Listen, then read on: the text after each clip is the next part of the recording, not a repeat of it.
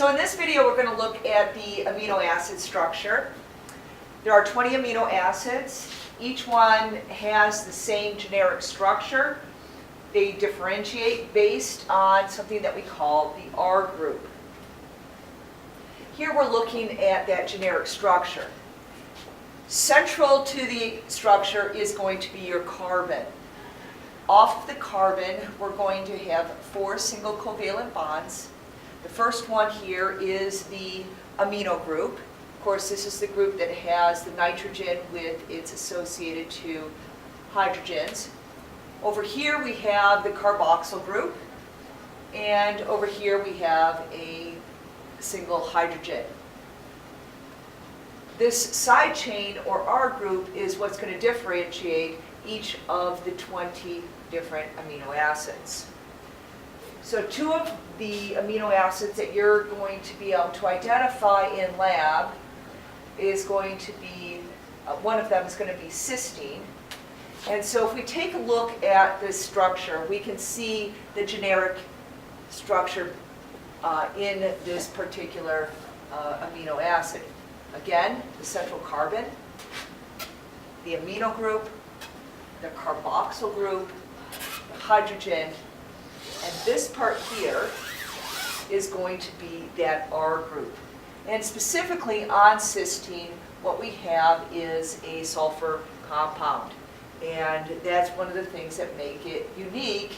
And this is one of the amino acids in which a disulfide bond can be formed. Another really simple, in fact, it's the simplest amino acid that you're going to look at is glycine. Now glycine, again, here we identify the central carbon, the amino group, the carboxyl group, the hydrogen, and over here we have another hydrogen.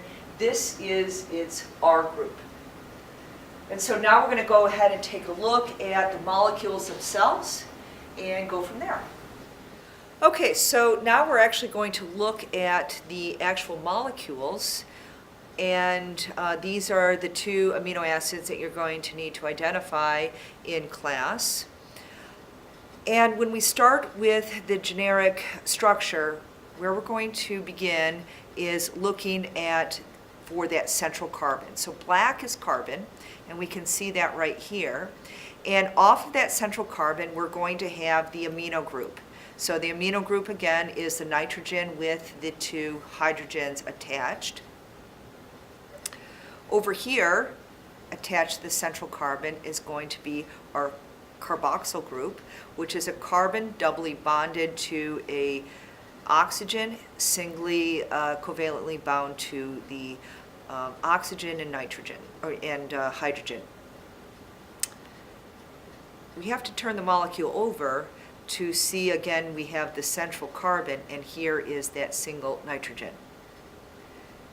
The rest of this, which is going to consist of this carbon and this sulfur group, is going to be the R group.